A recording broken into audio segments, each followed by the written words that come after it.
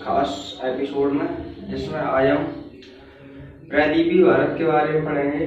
लेकिन इससे पहले हमारा जो पिछला वीडियो था वो हिमालय के ऊपर था, और हिमालय के सारे जो श्रेणियां थी उसके बारे में हमने अध्ययन किया था। लेकिन उसमें से भी कुछ प्रश्न और कुछ बातें रह गई थी जिन्हें आज हम पहले डिस्कस करेंगे। उसके बाद हम देखेंगे पेनिनसुला इंडिया यानी प्रायद्वीपीय भारत। उस दिन हमारे जो हिमालय था उसकी 3 श्रेणियों के बारे में हमने बात की थी, जिसकी जो पहली श्रेणी थी, उसका क्या नाम था? ट्रांस हिमालय।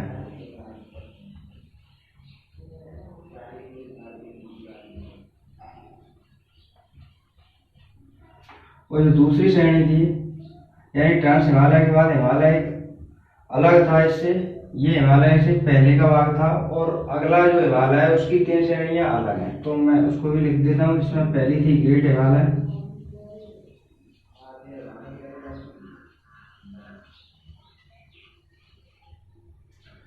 अगली है हमारी मिडिल हिमालय,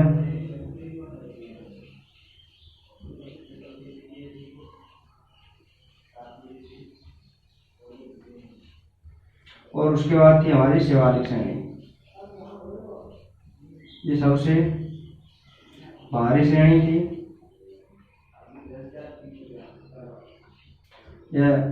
और ये सबसे यंगेस्ट श्रेणी हुई है इस पूरे हिमालय की। वैसे तो हिमालय ही यंगेस्ट माउंटेन है, लेकिन सबसे ज्यादा यंगेस्ट ये श्रेणी है। तो इसमें प्रश्न ये उठता है कि भाई ये हिमालय सब के सब नॉर्थ इंडिया में यानी उत्तर भारत में, तो इन्हें अलग कौन करता है? यानी ये कैसे पता चलता है ये हिमालय यहाँ पे खत्म हो गया और ये लग गया? तो इन्हें खत्म करने के लिए इनके बीच में कुछ पॉइंट हैं, कुछ जगह हैं जिनका कुछ नाम है, उन जगहों के हिसाब से ये अलग होते हैं। तो इन दोनों के जो बीच में है उसका नाम है India Tsangpo suture zone. India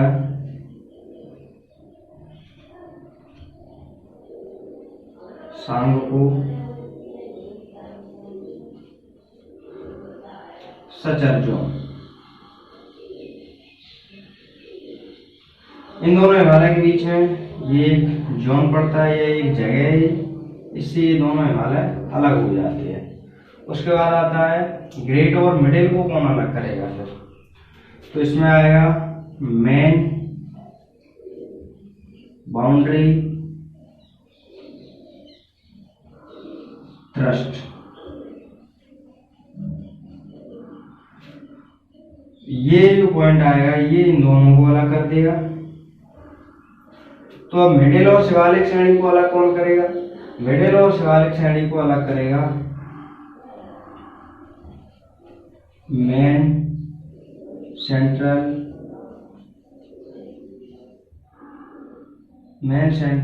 fault.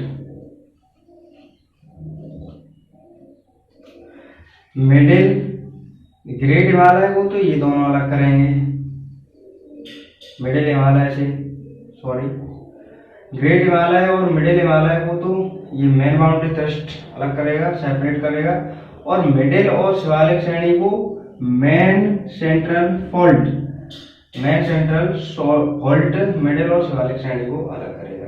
तो ये तो हो गए हमारे पॉइंट जो हिमालय को कैसे हम हिमालय को डिवाइड या अलग कर सकते थे वो देखा हमने। अब हम देखेंगे, मैंने कहा था कि हिमालय को हम रिवर के बेसिस पे और पढ़ेंगे, तो यही हमारा पॉइंट अगला लिखा है, regional division of Himalaya on the basis of river.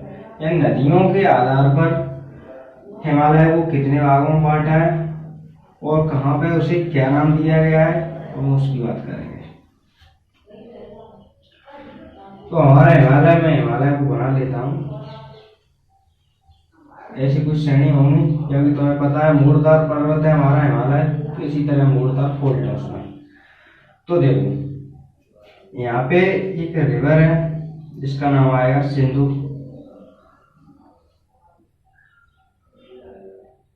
मैं यहाँ से ले लेता हूँ।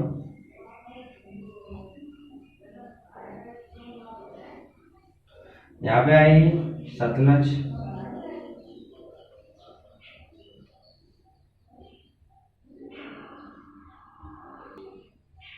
यहाँ पे आएगी काली,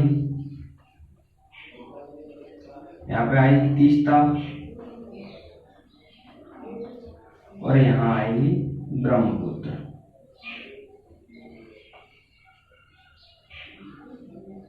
तो ये तो हमारी नदियां जो हिमालय को बांटती हैं, लेकिन इनके बीच में जो हिमालय है वो क्या कहलाएगा? तो एक बात समझना, सबसे साइड में भारत के उत्तर में हमारे जो मैप है उसमें देखना, यहाँ पे दिखेगा तुम्हें पंजाब। तो सिंधु और सतलज के बीच के हिमालय को बोलते हैं हम पंजाब हिमालय।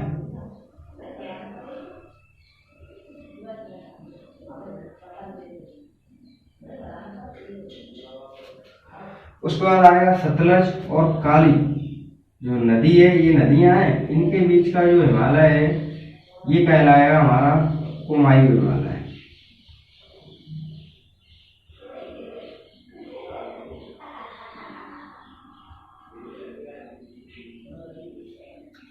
काली और तीस्ता, जैसे हम इस साइड में आएंगे हमें नेपाल दिखता है, तो इससे इन दोनों नदियों के बीच के हिमालय को बोलते हैं हम नेपाल हिमालय। और नेपाल के जैसे इस साइड में आएंगे हम असम मिलता है हमें, तो तीस्ता और ब्रह्मपुत्र के बीच के हिमालय को बोलेंगे हम असम हिमालय।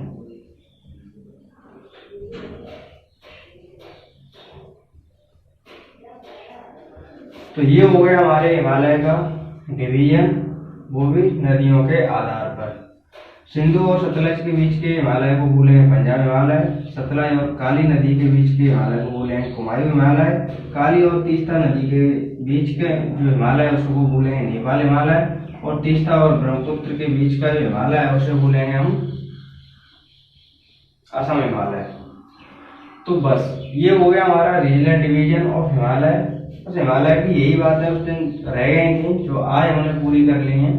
अब हम सबसे पहले उसके बाद में जो बात करेंगे इस पे करेंगे, क्योंकि जो हिमालय का मैंने उस दिन बताया था, हिमालय की शेप कैसी है, बो शेप, यानी धनुषाकार आकृति। इस तरह से कुछ हिमालय था। तो यहाँ तक तो हमने देखा था अरुणाचल प्रदेश तक, लेकिन उसके नीचे भी कुछ राज्य हैं जिनमें हिमालय इस तरह फैला हुआ है। तो उसमें अगर हिमालय इधर तक आया है तो उसमें भी कुछ पहाड़ियां होंगी। तो आज हम इनके बारे में भी बात करेंगे, जो कि नॉर्थ में, उत्तर तो है ही, लेकिन इस साइड में ईस्ट भी है। मैं पहले ही बता चुका हूँ कि यदि मैं इस तरह से लाइन घुमाऊं तो ये उत्तर और ये दक्षिण, और इस तरह कर दूं तो ये पूर्व, ये पश्चिम। तो ये पूर्व भी है उत्तर भी है, यानी ईस्ट नॉर्थ या नॉर्थ ईस्ट। तो हम इसी भाग की चोटियों को आज या पहाड़ियों को पढ़ेंगे।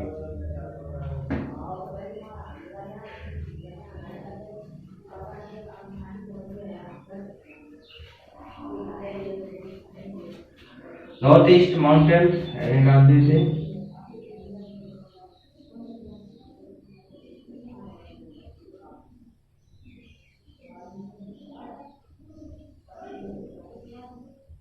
यानी उत्तर पूर्वी पहाड़ियां।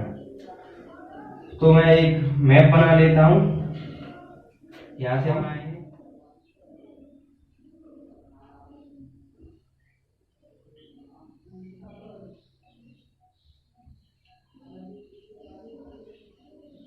ये बन गया हमारा ईस्ट में जो भारत का भाग है, ये बन गया।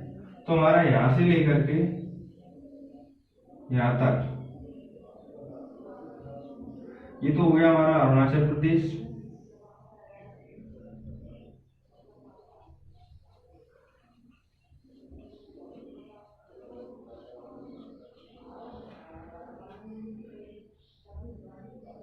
अरुणाचल प्रदेश के नीचे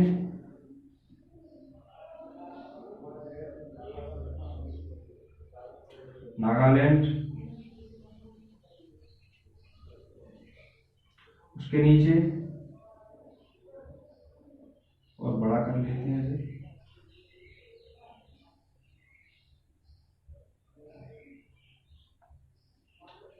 मणिपुर,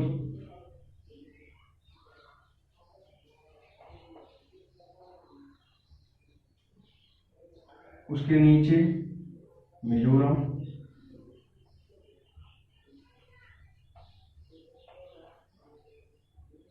यहाँ पे ये जो मुड़ा हुआ है यहाँ पे आएगा हमारा त्रिपुरा। और त्रिपुरा हमारा जो है, इस पे प्रश्न बनता है कि हमारे भारत का ऐसा कौन सा राज्य है जो तीनों तरफ से पानी से घिरा हुआ है। तो देखना यही है ना, यहाँ भी पानी है, यहाँ भी और यहाँ भी, तीनों साइड से किससे घिरा है? पानी से। तो त्रिपुरा हमारा तीनों ओर से पानी से घिरा हुआ है। उसके बाद आएगा यहाँ पे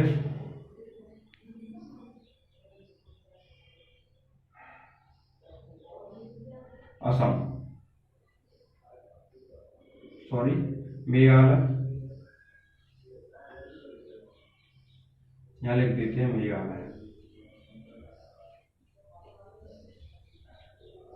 ये हो गया हमारा त्रिपुरा। और ये जो बची जो जगह है हमारी, ये है हमारी आसाम, या जिसे हम असम बोलते हैं। ये हमारे 7 राज्य हो गए जिन्हें हम 7 सिस्टर्स के नाम से भी जानते हैं। तो देखेंगे इसमें कौन कौन सी पहाड़ियां हैं। तो ये तो मैंने बता दी थी अरुणाचल प्रदेश की, जिसमें 3 पहाड़ियों के बारे में हमने देखा था जो कि शिवालिक श्रेणी का भाग थी, जिसमें हमने कहा था डबला, मिनी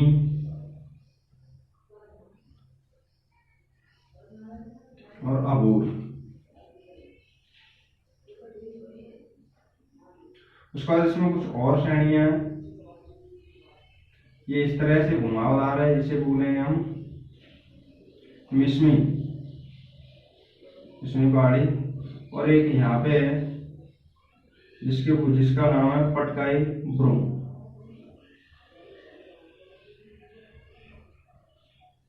अभी ये नाम है, इनकी हिंदी और इंग्लिश आप बना सकते हैं।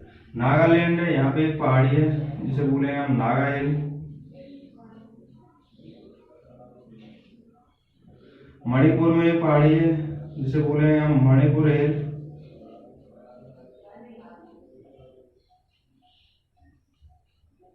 मिजोरम में एक पहाड़ी है जिसे बोले हम मिजो हिल।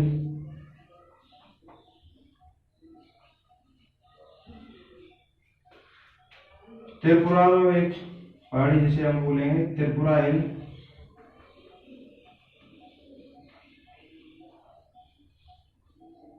और मेघालय में 3 पहाड़ियां हैं जिसका नाम होगा गारो, खासी और जयंतिया। ये 3 पहाड़ियां हमारी मेघालय में। अब आसाम या असम जैसे बोलेंगे, लिख देता हूँ असम। इसमें भी 2 पहाड़ियां हैं, एक तो है, इसका नाम है यहाँ पे महादार थोड़ी मिगे, और एक यहाँ पे है जो 2 राज्यों को साझा करती है, नागालैंड और असम को, जिसका नाम है हमारा बरेली।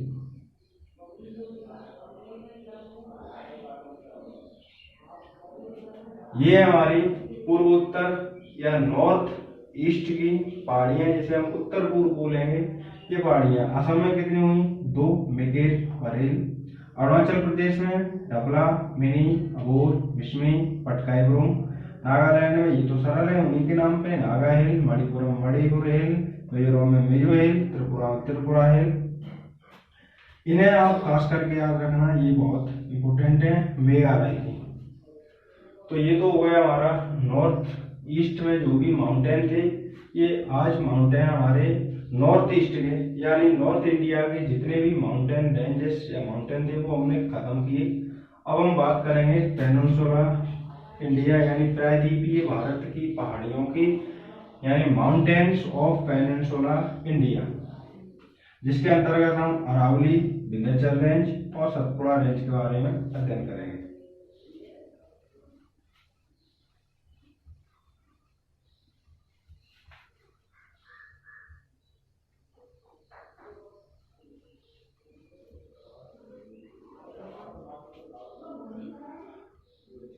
हेडिंग बना लेते हैं हम, माउंटेन्स ऑफ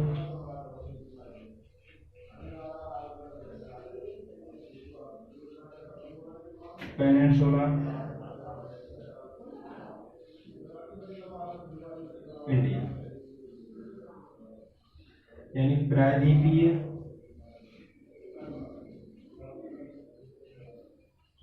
प्रायद्वीपीय भारत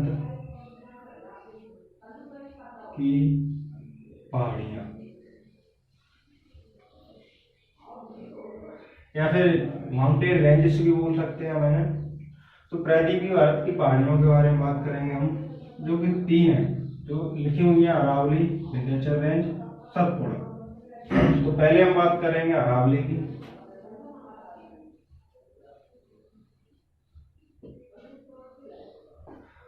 अरावली ये हमारी सबसे ओल्डेस्ट माउंटेन रेंज है, माउंटेन रेंज, जो कि हम पहाड़ियों का अध्ययन पढ़ चुके हैं। ये हमारा कैसा पर्वत हो चुका है, अपशिष्ट हो चुका है, इस पे अब कुछ भी बचा नहीं है। तो ये ओल्डेस्ट है। उसके बाद इसकी जो लेंथ है 692 किलोमीटर है, और ये हमारा गुजरात से राजस्थान से दिल्ली,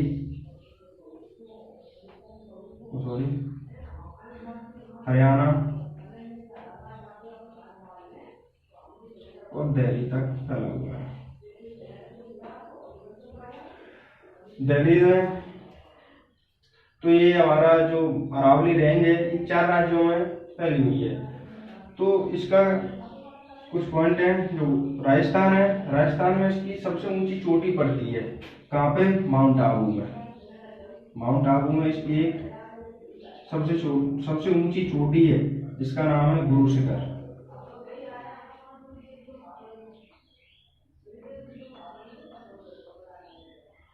और हमारा ये गुजरात से दिल्ली तक है।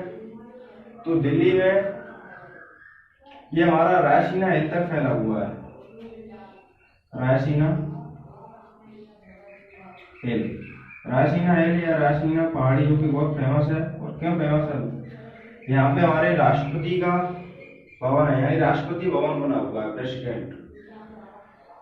तो ये हो गए हमारे अरावली। इसके और पॉइंट देख लेते हैं। इसमें से कुछ पदार्थ निकाले जाते हैं, जिसमें सबसे पहले आता है मेगा,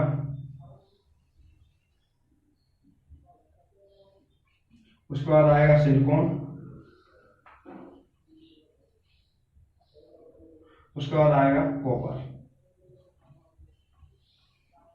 ये पदार्थ इस अरावली रेंज से निकाले जाते हैं। उसके बाद ये हमारा जल विभाजक का भी काम करती है। मैं जैसे एक भारत वैसे ही बना लेता हूँ।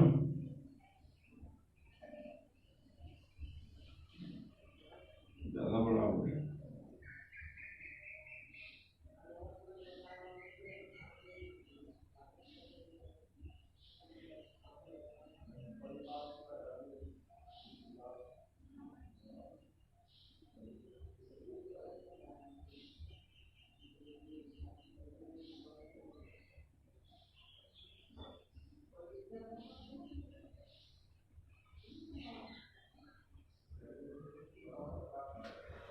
अगर मैं इसे भारत, तो यहाँ पे अरावली इस तरह फैला हुआ है।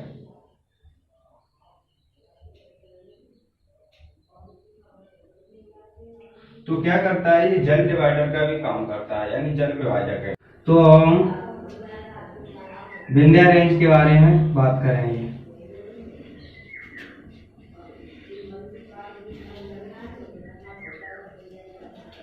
विंध्याचल जो रेंज है हमारे पेच भारत से गुजरती है, यानी ये हमारे भारत को 2 भागों में बांट देती है। तो इसके कुछ पॉइंट हैं, उन पर हम चर्चा करेंगे। ये हमारे गुजरात से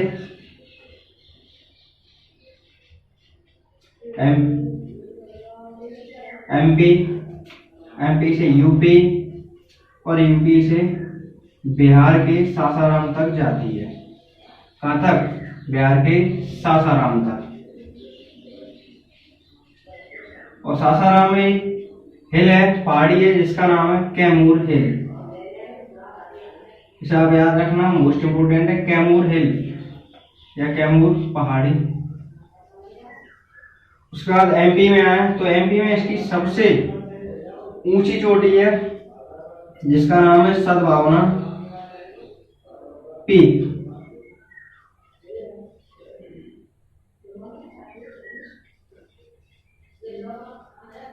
सद्भावना पीक, जिसकी यदि हम ऊंचाई की बात करें तो 752 मीटर होगी।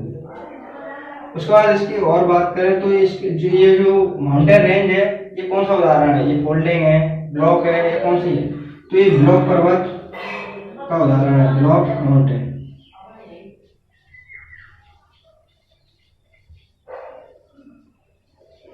आपको पता होना चाहिए ब्लॉक माउंटेन क्या होता है, क्योंकि मैंने इससे पिछले जो वीडियो हमारे जिसमें पहाड़ियों का अध्ययन किया उसमें मैंने बताया था ब्लॉक माउंटेन, फोल्डिंग माउंटेन क्या होते हैं, तो आपको पता होगा ब्लॉक माउंटेन क्या होता है। तो विंध्याचल रेंज जो है वो ब्लॉक माउंटेन का एग्जाम्पल है, और ये हमारे राज्यों से गुजरती है। इसकी सबसे ऊंची चोटी ये है। तो बस जो विंध्या रेंज है इसमें इतने ही पॉइंट आते हैं। उसके बाद हम बात करेंगे सतपुड़ा रेंज की।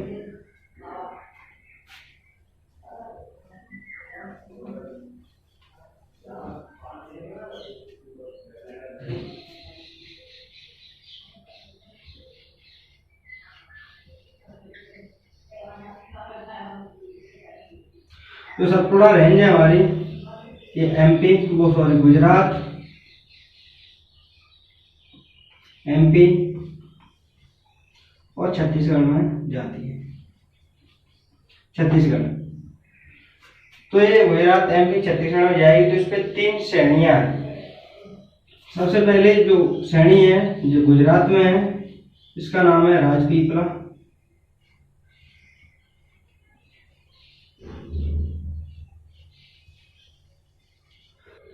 दूसरी का नाम है हमारी महादेव हिल।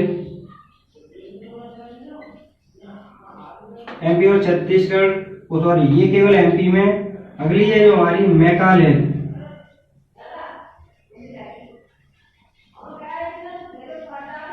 जो एमपी और छत्तीसगढ़ दोनों के शामिल है, यानी दोनों राज्यों को ये आपस में कनेक्ट करती है।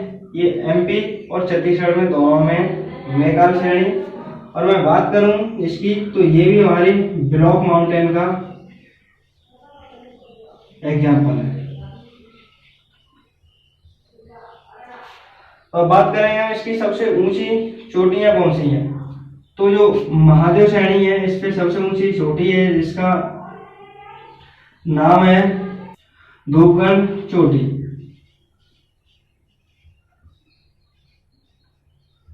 जिसकी ऊंचाई 1350 मीटर है। उसके बाद बात करें मैकाल की, तो इस पे सबसे ऊंची जो पहाड़ी है अमरकंटक है।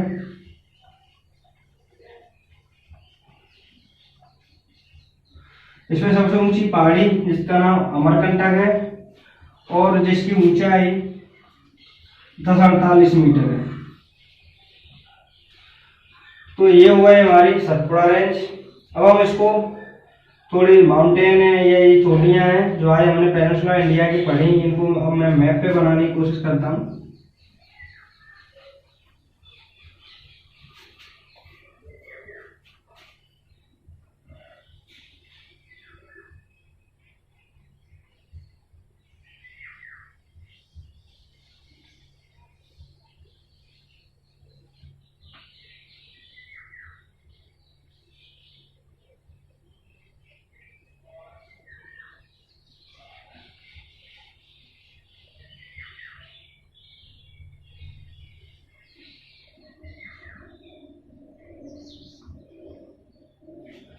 ये मान लो हमारा भारत, इस पे यहां पर तो थी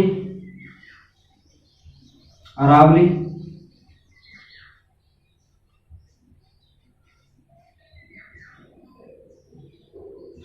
ये होगी हमारी विंध्याचल रेंज, विंध्या रेंज, और इसके नीचे हमारी सतपुड़ा।